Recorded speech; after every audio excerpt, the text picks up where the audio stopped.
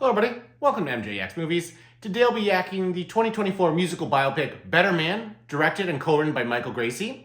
In this movie, we see the early life and early to mid-career of Robbie Williams portrayed. The film opens with a young Robbie having a low sense of self-worth of himself and having his father leave at a young age.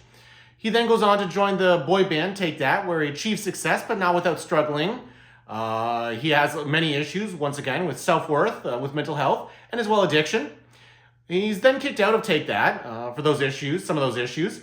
He goes on to start a solo career, which is also successful. But once again, he struggles with mental health and addiction. He goes on to eventually lose his fiancée and not be present for the death of his grandmother, which sends him spiraling further down the addiction and mental health wells. He then achieves even greater career success, and once again, he struggles with mental health and addiction.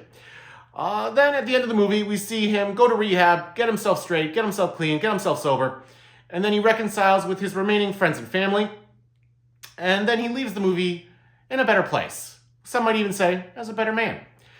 So this movie stars no one that I was familiar with going into it. Primarily, it stars John O'Davies, although not really, because John O'Davies is although the actor who portrays Robbie Williams and who voices Robbie Williams, he is also the person who does the motion capture, because Robbie Williams in this movie is actually portrayed by a CGI anthropomorphic chimpanzee. I will say that overall, as strange a decision as that is, it mostly works. The CGI is fantastic, so the CGI is not really a question. It blends into all the environments it's in. It never looks out of place, for the most part. Insofar as why, I don't think the movie directly addresses it. I believe the trailer slightly does. It feels like there was a joke made at some point by someone about how artists are just dancing monkeys, and somebody said, what if we do that for the whole movie? And thus, we got the product we got. I will say that insofar as the character actors, the other actors in the film, they were okay. There wasn't anybody who really stood out for me. I grew up a Robbie Williams fan, and I gotta say, one of the things that was a letdown in this movie is that there was not as much Robbie Williams music as I thought there was going to be. Although there is a fair bit of music in this, I would have guessed that there would have been more, but that was not the case. I will say that insofar as standard biopics, as musical biopics go, as I'm sure you can surmise from the the synopsis I just gave, there's not a whole lot. It's pretty one note, and yet because of the artistic choice, because of the CGI choices, it really works. There's a lot of color, a lot of outfits. Boy, oh boy, is there outfits in this movie.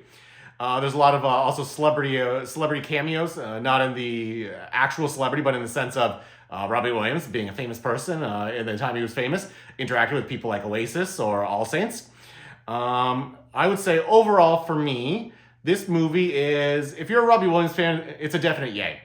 But outside of that, I don't think there's a whole lot to see here other than, again, the out-of-this-world CGI. If you're a big visual effects person, definitely watch this as well.